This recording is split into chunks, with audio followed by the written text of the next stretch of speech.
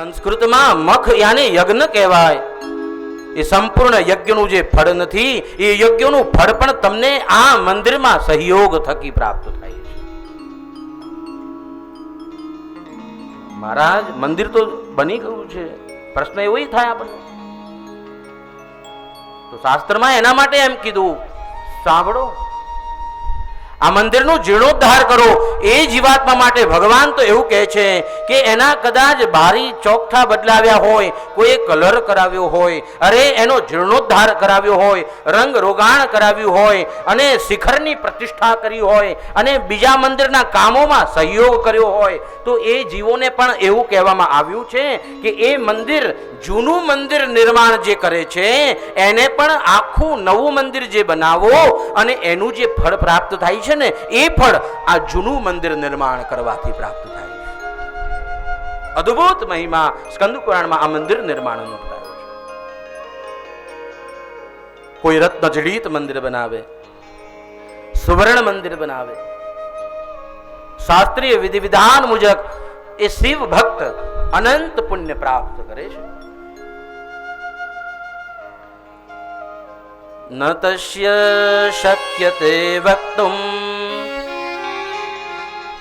પુણ્યમ સતયુગેરપી. શાસ્ત્ર તો કહે છે આ મંદિર નિર્માણ કરનાર જીવ માટે હું 100 વર્ષ પૂરા થાય ને તો પણ એના પુણ્યને કહી શકતો. સતયુગે 100 નહીં, 100 વર્ષ નહીં, 100 યુગ પણ જાય ને તો પણ હું આ મંદિર નિર્માણ કરવાનું ફળ કહી શકતો નથી.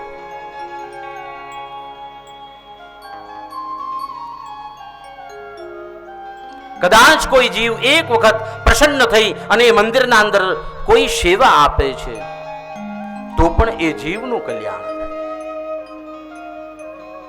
હે ઋષિવર, શિવ ભક્ત શ્રદ્ધાપૂર્વક આ મંદિરનું નિર્માણ તો કરે, કદાચ એ મંદિરમાં રહી એની શક્તિ નથી, એ મંદિરમાં પૈસા નથી આપી શકતો, આવીને એક વખત એના હાથે આ ચોકને પણ વારી લે ને તો શાસ્ત્ર કહે છે એ જીવને પણ હું ગતિ આપું. જે મંદિરનું પૂર્ણ ફળ છે ને મળવા વાળું, એ પૂર્ણ ફળ આ શ્રમ યજ્ઞ કરનાર સેવક ભક્તને આપું છું.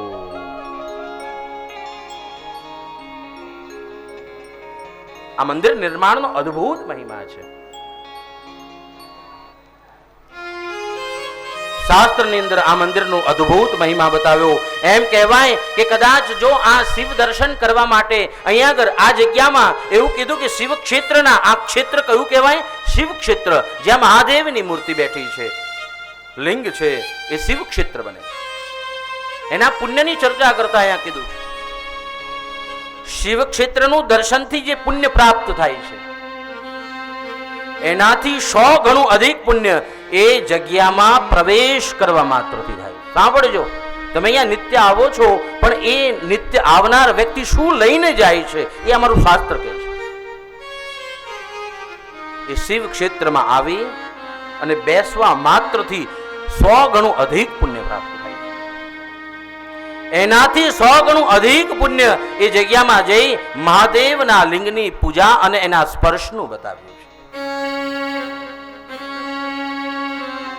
એનાથી અધિક પુણ્ય પ્રદક્ષિણા કરવાથી પ્રાપ્ત થાય છે. એનાથી 100 ગણું અધિક પુણ્ય એ જગ્યામાં આવ્યા પછી એ પ્રદક્ષિણા કર્યા બાદ ભગવાનને ત્યાં જલધારા અર્પણ કરવામાં આવે.